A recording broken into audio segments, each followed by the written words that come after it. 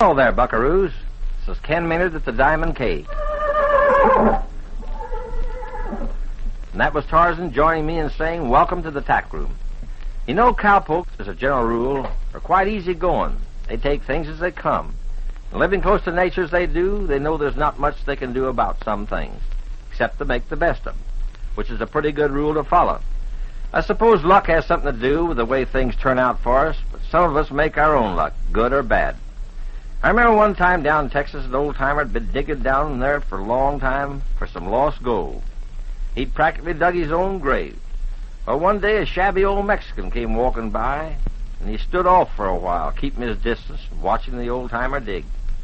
Finally he spoke. "Senor," he called, "is this what you're looking for?" "Wait a minute," said the old-timer, coming over to take a look. "Crying out loud, where'd you get this?" "Why, right here," said the Mexican. "I picked it up here, out of this old saddlebag."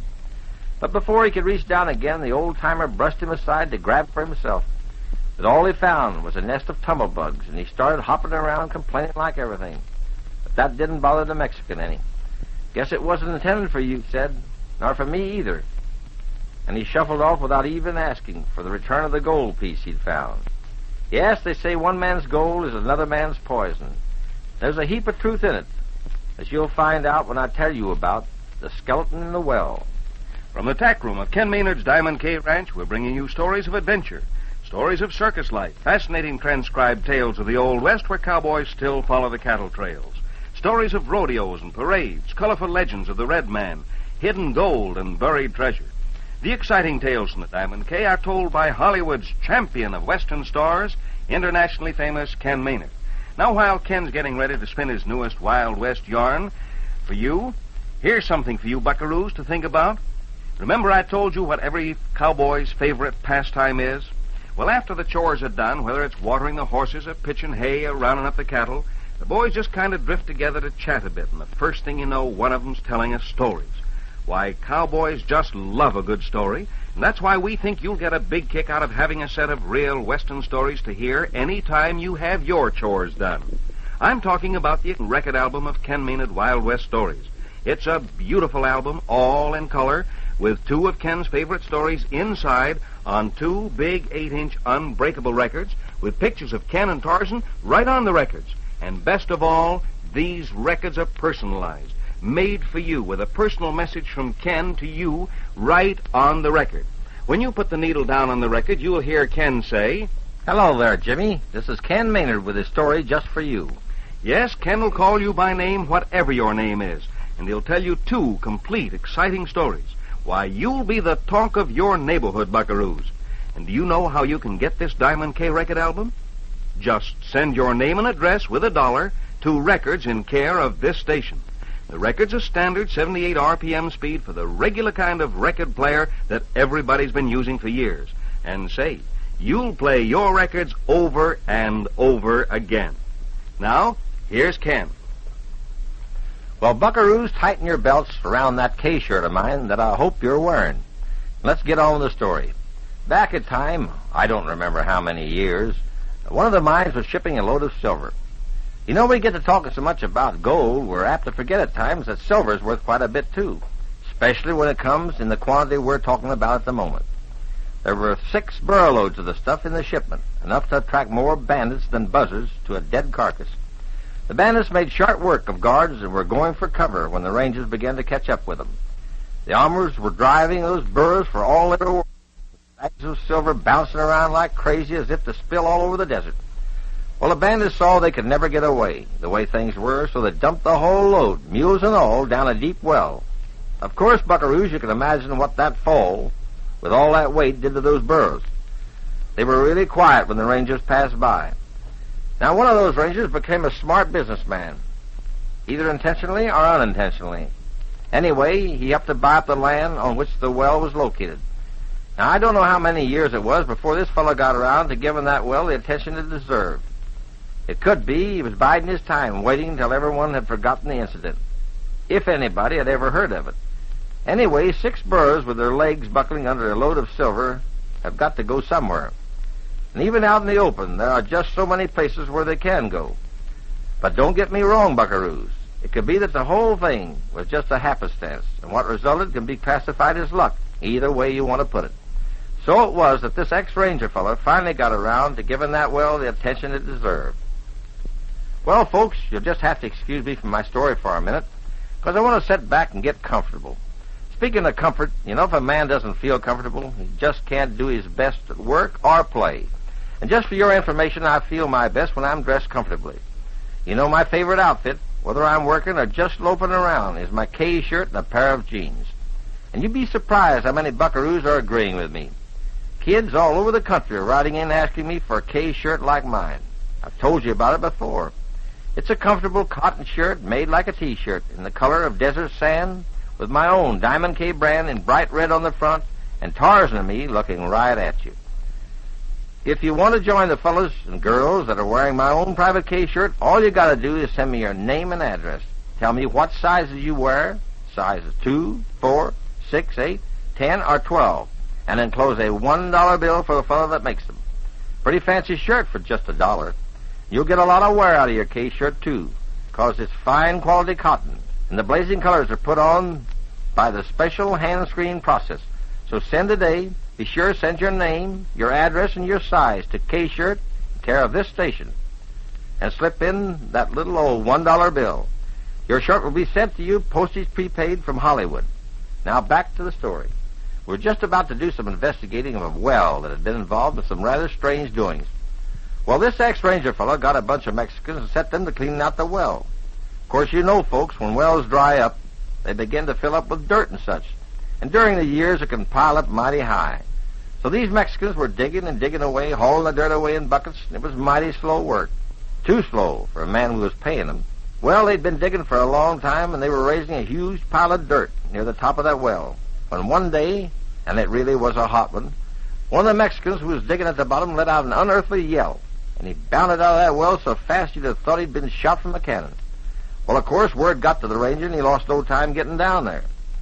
The Mexicans were crossing themselves and shaking their heads and pointing to the mouth of the well.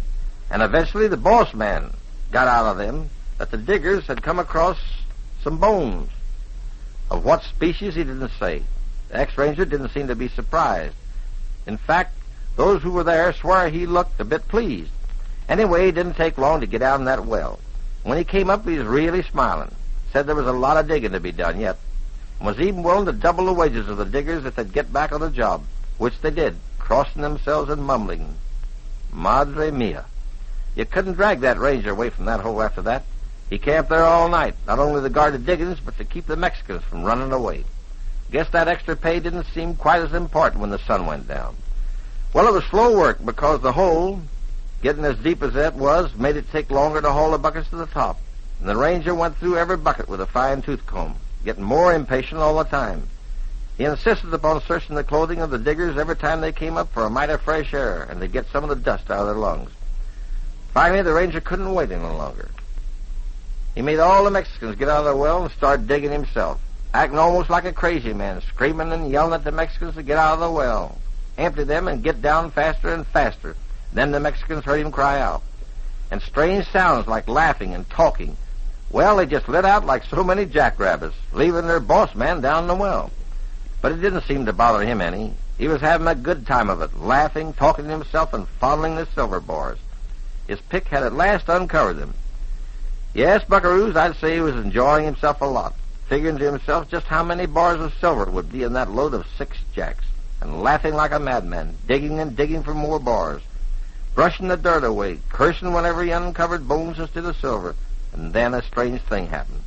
One of those bones started to grow and grow until it was a skeleton. A human skeleton, as tall as he was.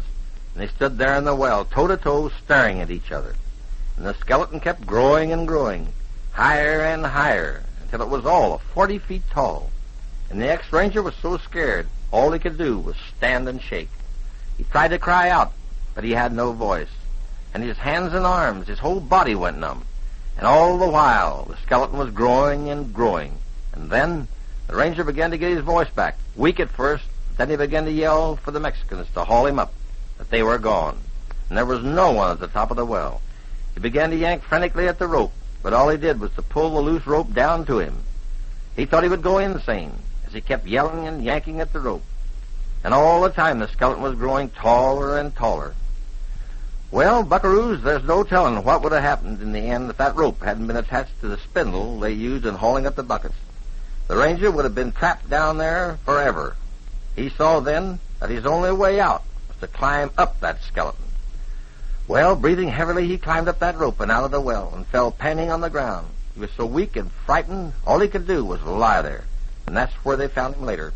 He couldn't ride, so they draped him over a horse and hauled him home, where he died. Funny thing, but do you know no one ever expressed any interest in the silver after that? Yes, sir, buckaroos. One man's silver can be another man's poison, and maybe that old Mexican I was telling you about showed good sense in saying, what's not intended for you, you shouldn't bother about. Well, Ken, that was a very unusual and interesting story. And you know, when you finish a story like that, I just keep wishing there was more, because I really go for a good Western story. And I'll bet you young buckaroos listening feel a lot like I do. You never get enough of hearing good stories. And that's why I think if you haven't already ordered your Diamond K record album of exciting Ken Maynard stories, you're losing time. You could be enjoying them.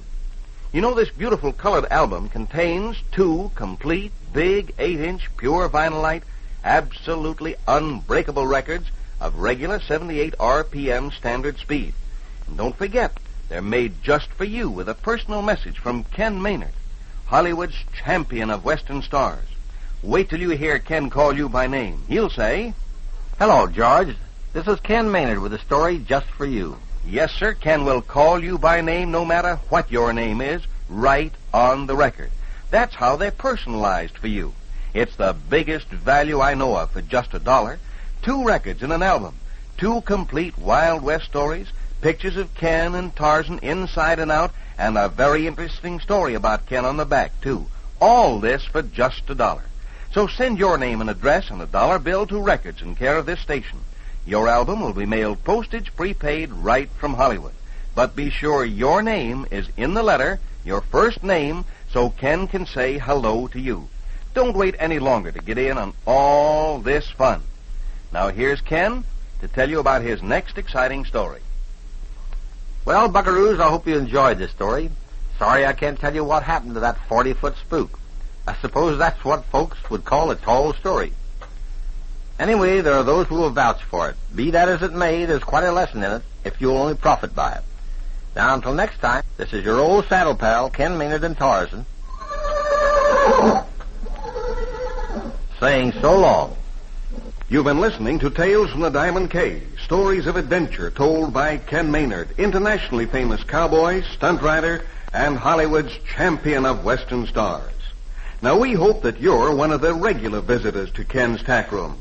You know, the door's always open at the Diamond K Ranch every weekday. So invite your friends to come along for a trip into the adventures of the wild, wild West. And we bet Mom and Dad will enjoy these stories, too.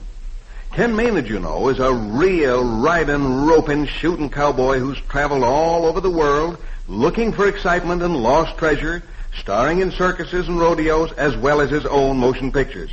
And he's just chock full of rootin' tootin' stories. Ken will be looking for you.